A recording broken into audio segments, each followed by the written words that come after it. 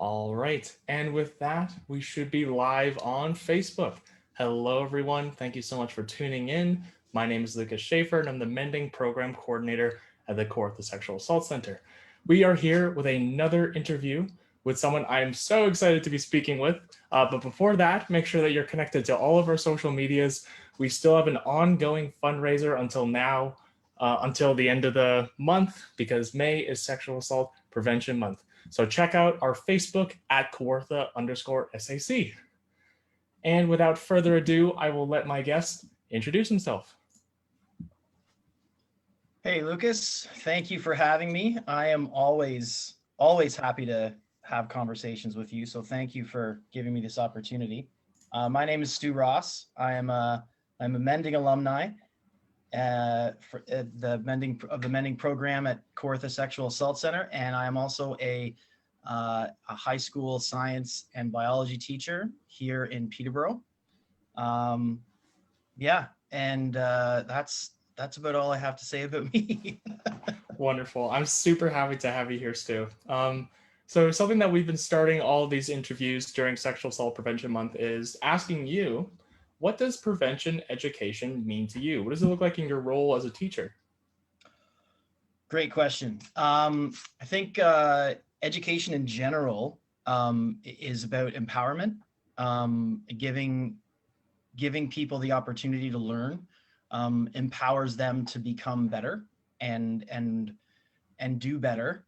And I think if we're looking specifically at prevention, sexual assault prevention and gender-based violence prevention, I think making sure that, getting rid of that ignorance. A lot of times as teachers, we think that if we don't teach kids about something or we keep it quiet, we're protecting them. And that's actually the complete opposite of what we're doing. I think education gives them protection. It lets them know like what is okay and what is not okay. And it actually makes them safer. Wow, thank you for that. Yeah, so it's yeah, there's a lot of like misinformation and definitely myths surrounding sexual violence as well, right? So like talking to them about the realities of this and talking to them about it being a reality is a way to provide safety. Thank you so much. Thank you so much, Mr. Ross. Um, should I call you Mr. Ross or should I call you Stu No, here? you can call me Stu because then I don't want to have to use my teacher voice. So Okay, wonderful. All right. Speaking of using your teacher voice, from your perspective as a teacher, what is the impact of talking with your students and talking with your male students about consent and having these conversations about sexual violence? And what do you think the impact of those conversations at an early age is? um, I think the important piece of having these conversations around sexual violence, gender-based violence, I think it's about changing a culture. And I speak to the interview that you did with Holden. He said he wished he'd learned this in elementary school, and that's the nail right on the head right there. The culture of public schools, it's such a social place. Um, we think formal education, they're in the classroom learning, but they learn so much more socially starting in kindergarten, and that culture is ingrained in them. And by the time they get to high school, things become accepted that shouldn't be accepted. Little seeds of things that happen where you think, oh, it's not so bad, so we should just let it fly. Most popular thing, boys will be boys. That culture, that little subculture, that little idea, it has to be changed because we have to change that culture for those kids coming up. And I think the impact of that is that we create a safer space for all of our students to be themselves, and a safer space for them to learn and make the mistakes they have to make when they're growing and going through all the lovely things that happen when you're an adolescent, you know? And I think it also creates a safer space for colleagues as well.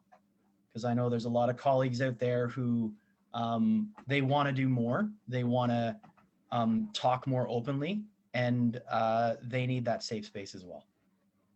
Wow. Yeah. So having these conversations as early as possible kind of interrupts those normal trends that we see in like a non-productive and ultimately like not a good learning environment for students or development environment, right? It's just not good. Yeah. Um, wow. Wow. So you mentioning it being good for colleagues too, right? And I'm interested with that impact. Can you tell me a little bit more about that?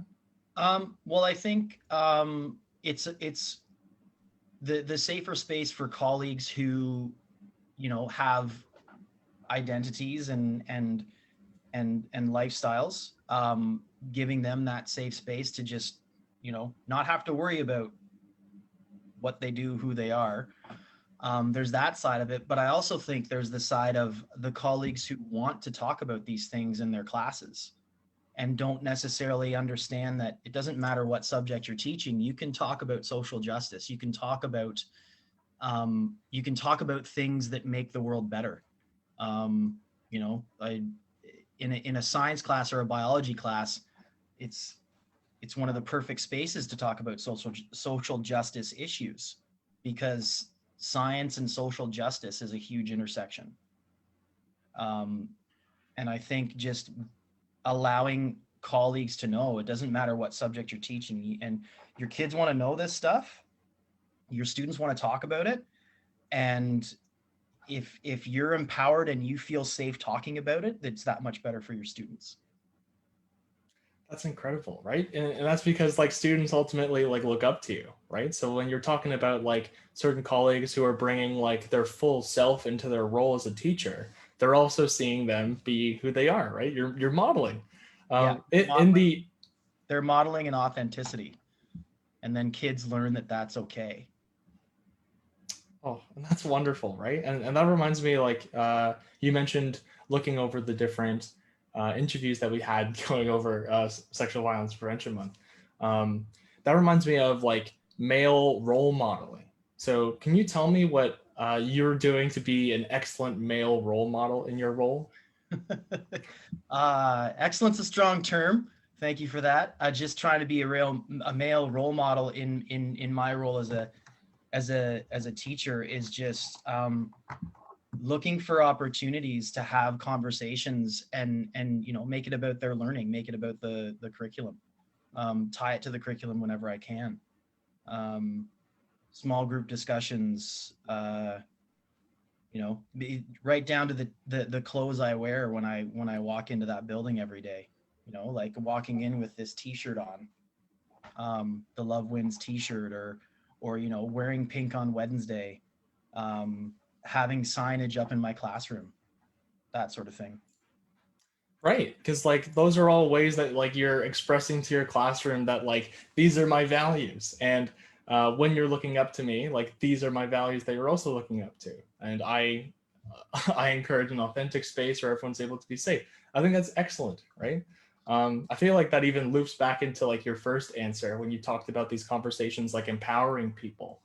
Um, you took the mending program. Yep.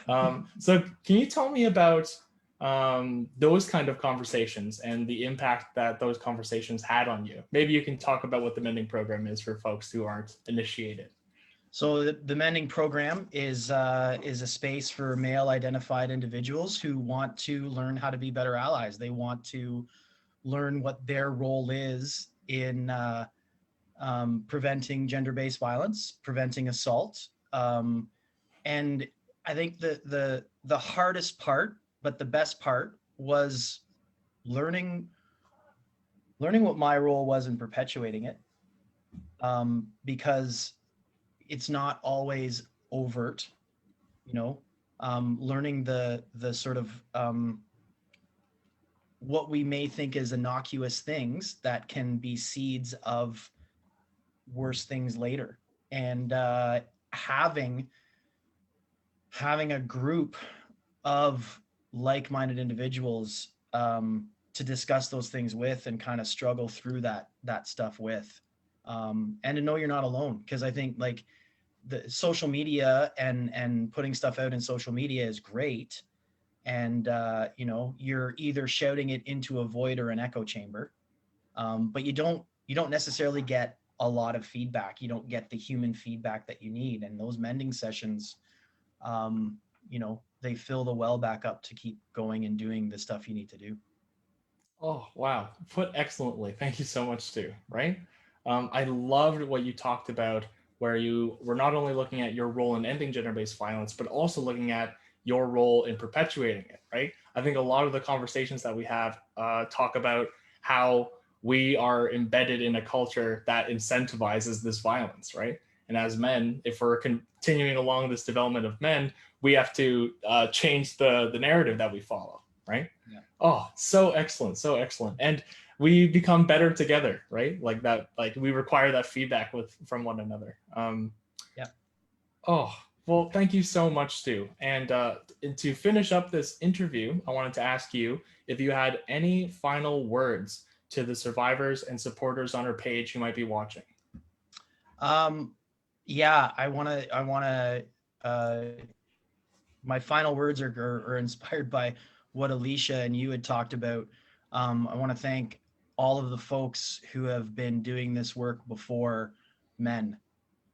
The survivors, the women, queer folks, trans folks, the ones who, have to do it daily and it's part of their life, part of their daily life. I want to thank them for doing this work and creating the space for men like me to come and learn and do better.